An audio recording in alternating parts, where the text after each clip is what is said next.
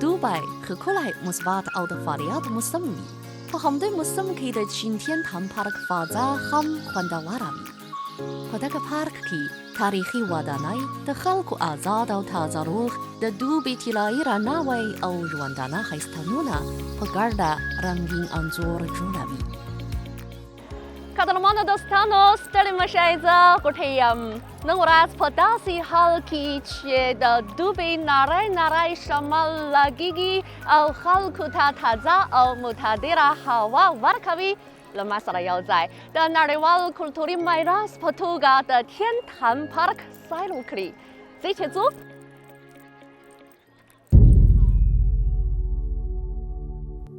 د تین تان ودانۍ د چین د مین او چین په دوو مسلسلو زمانو کې د امپراتورانو لخوا اسمان ته د ښو کرنیزو حاصلاتو د دوګه کولو ځای و. عمومي مساحت یې 283 هکتاره دی او په نړۍ کې اسمان ته د دوګه کولو په باب ډېر لوی تاریخي ځای دی. له جګ ځایه یې دوه ودانۍ تر سترګو کېږي. یوه یې د چینیندین په نوم یادیږي چې په شمالي خوا واقع ده او دایروي شکل لري. بله یې د یونچیو په نوم یادیږي چې په جنوبي خوا واقع ده او مربع شکل لري.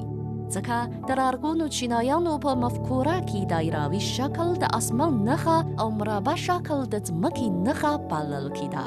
نو د دغو ودانیو له شکلونو څخه اسمان او ځمکې ته د چینایانو درناوی او احترام څرګندېږي چې له لرغونې زمانې راهیسې نسل په نسل خپرېده. آیا تاسو دې ته پاملرنه کړې چې د همدې سور دیوال او آبي کاشي بام ترڅنګ سمسور زرغون رنګ هم شته؟ دا په تین تان پارک کې د لرغونو ونو ځنګل دی.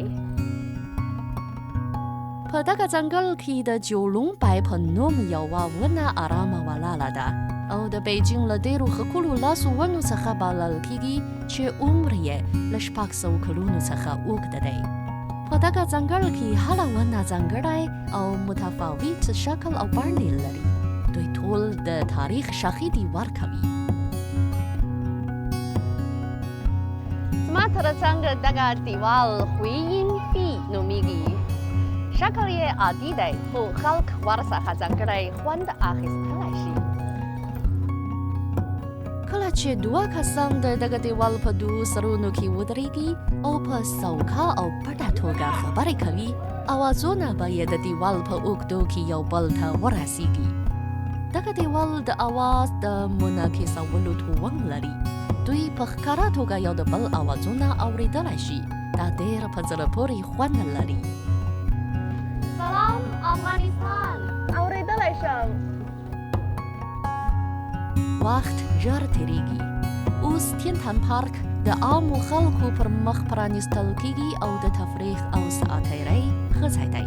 دغه پارک چې له کابو 600 کلنۍ تاریخي ازموینې څخه په وترو سره ولاړ دی، د چین د سمسورتیا او پرمختګ شاهدي ورکوي او د چین د دودیز کلتور نمونه بلل کېږي.